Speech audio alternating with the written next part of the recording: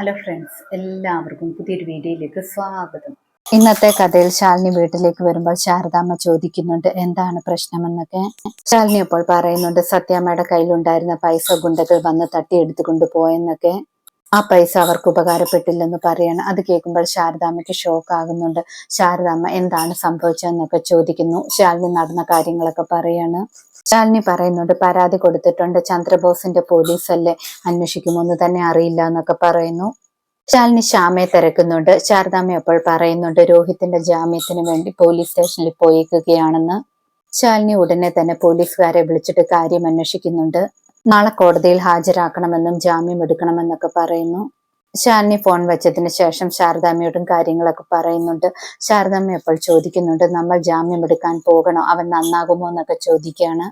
ശാലിനി അപ്പോൾ പറയുന്നുണ്ട് കൂടെയുള്ളവരെല്ലാം കൈവിട്ടില്ല, ഇപ്പം നമ്മൾ ജാമ്യം എടുത്താൽ രോഹിത്തിന് മാറ്റം വരാൻ ചാൻസ് ഉണ്ടെന്നൊക്കെ പറയുന്നു. ശാരദാമ്മ അപ്പോൾ പറയുന്നുണ്ട് മാറിയ കൊള്ളാമെന്നൊക്കെ.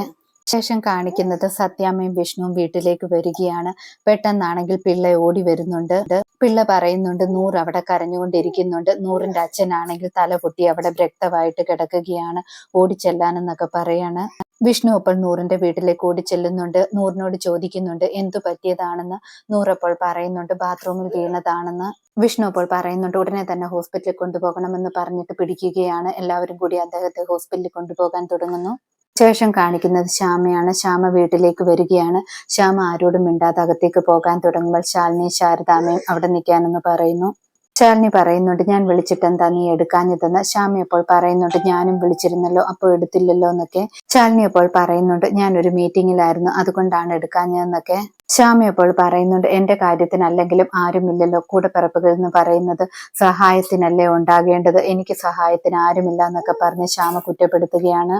എനിക്കാണെങ്കിൽ സ്വന്തമായിട്ട് ആരുമില്ല, രോഹിത്തിനെ ജാമ്യത്തിൽ എടുക്കുകയും വേണം, അതിനുവേണ്ടിയാണ് ഞാൻ വിളിച്ചത്. രോഹിത്തിന്റെ ഇപ്പോഴത്തെ സാഹചര്യം വെച്ച് രോഹിത്തിനെ ആരും സഹായിക്കത്തില്ല, ഞാൻ ചിലപ്പോൾ സഹായിച്ചാൽ രോഹിത്തിന്റെ സ്വഭാവത്തിൽ മാറ്റം വരാൻ ചാൻസ് ഉണ്ടെന്നൊക്കെ പറയുന്നു. ശ്യാമ കൈകൂപ്പി പറയുകയാണ് എങ്ങനെയെങ്കിലും രോഹിത്തിനെ രക്ഷിക്കണമെന്ന്. അങ്ങനെ പറഞ്ഞിട്ട് ശ്യാമ അകത്തേക്ക് പോകുന്നു. ശാരദാമ്മ ശാലിനിയോട് പറയുന്നുണ്ട് എങ്ങനെയെങ്കിലും രോഹിത്തിനെ രക്ഷിച്ചേ പറ്റത്തുള്ളൂ, അല്ലെങ്കിൽ ശ്യാമ നിന്റെ ശത്രുവായി മാറും, അവൾക്ക് ദേഷ്യമായി മാറുമെന്നൊക്കെ പറയുന്നു. ശേഷം കാണിക്കുന്നത് ശാലിനി അനുവിനെ വിളിച്ചിട്ട് രോഹിത്തിന്റെ കാര്യം സംസാരിക്കുകയാണ്. അനു കാര്യങ്ങളൊക്കെ ശരിയാക്കിക്കോളാമെന്ന് പറയുന്നു. നൂറ് അച്ഛനെ അഡ്മിറ്റ് ആക്കിയ ഹോസ്പിറ്റലിൽ വിഷമത്തോടെ നിൽക്കുകയാണ്. ആ സമയത്ത് അവിടേക്ക് അനൂപും വരുന്നുണ്ട്.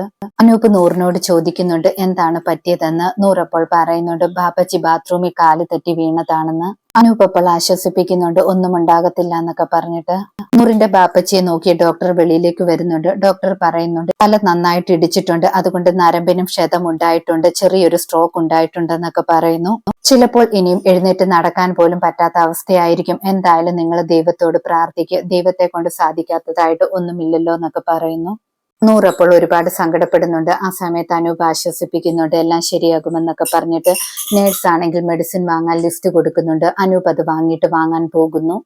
പിന്നീട് കാണിക്കുന്നത് കോടതിയാണ്. ശ്യാമയും അനുവും വക്കീലിന് വേണ്ടി വെയിറ്റ് ചെയ്യുകയാണ്. വക്കീൽ അപ്പോൾ വരുന്നുണ്ട്. അനു വക്കീലിനോട് ചോദിക്കുന്നുണ്ട് എന്താണ് ഇങ്ങനെ ലേറ്റ് ആകുന്നത്, ജാമ്യം എടുക്കണ്ടേ എന്നൊക്കെ ചോദിക്കുകയാണ്. വക്കീൽ അപ്പോൾ പറയുന്നുണ്ട് എന്തായാലും ബാറ്റ് കേസല്ലേ, ഉറപ്പായിട്ടും കുറച്ച് പ്രശ്നമുണ്ട്, എങ്കിലും ഞാൻ ഉറപ്പായിട്ടും എടുത്തു തരാമെന്നൊക്കെ പറയാണ്. കോടതിയിലേക്ക് പോകാൻ തുടങ്ങുന്ന സമയത്ത് പെട്ടെന്ന് അവിടേക്ക് സുസ്മിതയും രോഹിത്തും വരുന്നുണ്ട്. രോഹിത്ത് ശ്യാമയോട് പറയുന്നുണ്ട് നീ എന്താണ് വിചാരിച്ചത്, ഞാൻ ഈ ജയിലിൽ എപ്പോഴും കിടക്കുമെന്നാണോ കരുതിയെന്നൊക്കെ പറയാണ്. ഇപ്പൊ എനിക്ക് മനസ്സിലായി എന്റെ കൂടെ ആരാണുള്ളതെന്നൊക്കെ പറയാണ്. ആ സമയത്ത് ശ്യാമ പറയുന്നുണ്ട് ഞങ്ങളും വക്കീലിനെ കൂട്ടിയിട്ട് വന്നത് രോഹിത്തിനെ ജാമ്യത്തിൽ എടുക്കാൻ വേണ്ടിയായിരുന്നുവെന്ന്. രോഹിത് അപ്പോൾ പറയുന്നുണ്ട് നിന്റെ കുഞ്ഞേച്ചി ഏർപ്പാടാക്കിയതല്ലേ, അതിങ്ങനെയൊക്കെ വരത്തുള്ളൂ എന്നൊക്കെ പറയാണ്.